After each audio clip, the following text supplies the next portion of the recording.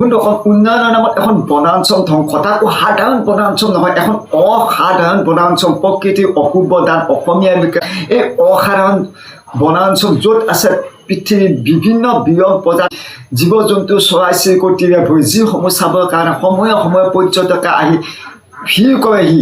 সেইখনেই হৈছে আমাৰ গৌৰৱ, আমাৰ ঐতিহ্য, আমাৰ সম্পদেৰে ভৰপূৰ কাজিৰঙা, যিয়ে আমাক বিশ্বৰ বুকুত চিনি পায় অসমীয়া জাতি বুলি।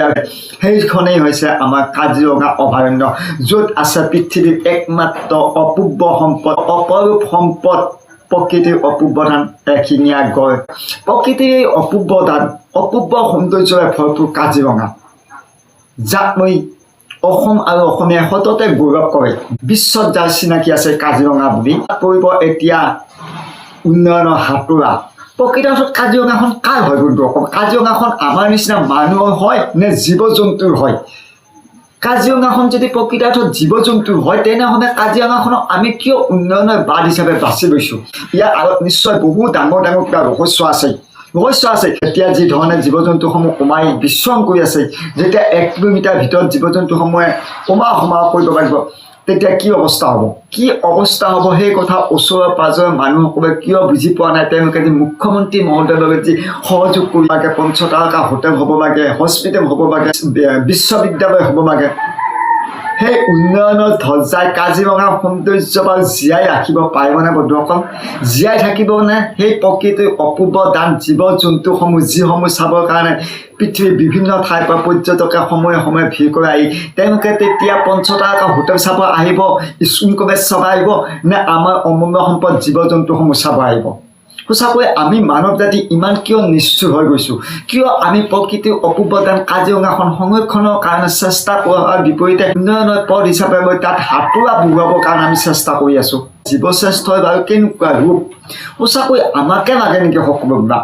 এই যি অপূৰ্ব দান জীৱ জন্তুসমূহ যি জীয়াই থাকিব পাৰিব, সিহঁতৰ কথা আমি কিয় চিন্তা কৰি নাপাওঁ? এই উন্নয়নৰ যে হাতোৰা যে কাজিৰঙাত লগাব, সেই উন্নয়ন অন্য ঠাইত লগাব পৰাকৈ ব্যৱস্থা নাই নেকি? নিশ্চয় তাত আৰু কিবা কিবি জড়িত হৈ আছে, আৰু সেইটো কাৰণে মুখ্যমন্ত্ৰী মহোদয়ে কাজিৰঙাখনকে মূল এটা পথ হিচাপে বাছি লৈছে। কাজিৰঙাখন ধ্বংসযোগ্যৰে হ'ব উন্নয়ন, আৰু বিশ্বৰ বিৰল প্ৰজাতিৰ জীৱ জন্তুসমূহ এটা সময়ত নাইকিয়া হৈ যাব। আৰু যেতিয়া সেই জীৱ জন্তুসমূহ এতিয়া যি ধৰণে মুক্তভাৱে বিচৰণ কৰিছে, কাজিৰঙাখন কমাই 10 কিলোমিটাৰ পৰিৱৰ্তে 1 কিলোমিটাৰ কৰি দিব। জীৱ জন্তুসমূহে যেতিয়া মুক্তভাৱে বিচৰণ কৰিব নোৱাৰিব, সেই জীৱ জন্তুসমূহে ওলাই আহি ওচৰে পাজৰে মানুহক অত্যাচাৰ কৰি, যিসমূহ বিচৰণ কৰিবৰ কাৰণে বহু মুকলি ঠাইৰ প্ৰয়োজন। গতিকে সেই কথা ওচৰে পাজৰে মানুহ অনুভৱ কৰা উচিত, নহ'লে কিন্তু বিপদ ঘণ্টা তেওঁলোকৰেই বাজিব। সময়ে সময়ে গৈ পেলাই সেই জীৱ জন্তুসমূহে অনাচাৰ অত্যাচাৰ কৰিব ওচৰ চুবুৰীয়া মানুহবিলাকক।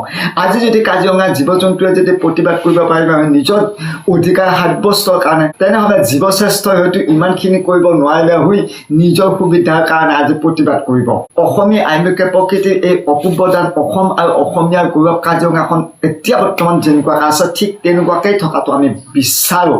আৰু মুখ্যমন্ত্ৰী মহোদয় আৰু তাৰ ওচৰ পাজৰৰ মানুহখিনিয়ে এই কথাত অনুভৱ কৰাটো নিতান্ত প্ৰয়োজন। কাৰণ প্ৰকৃতিক যদি ধ্বংস কৰা হয়, প্ৰকৃতিয়েও এদিন নিজৰ অধিকাৰৰ কাৰণে হয় ধ্বংসযোগ্য যি সৃষ্টি নকৰিব তাৰ কোনো মানা নাই। আজি 1-2 মাহৰ আগতে প্ৰমাণ কৰি থৈ গৈছে উজনি অসমত যি ভয়াৱহ বানপানী হ'ল, সেই বানপানীয়ে। গতিকে প্ৰকৃতি ধ্বংস কৰাৰ আগতে সকলোৱে এবাৰ কথাবিলাক চিন্তা কৰা উচিত। কাৰণ মন্ত্ৰী মহোদয়সকলে তেওঁলোকৰ নিজৰ উন্নয়নৰ কাৰণে পাজৰৰ মানুহখিনিক প্ৰলোভনৰ ৰাস্তা দেখুৱাই আছে।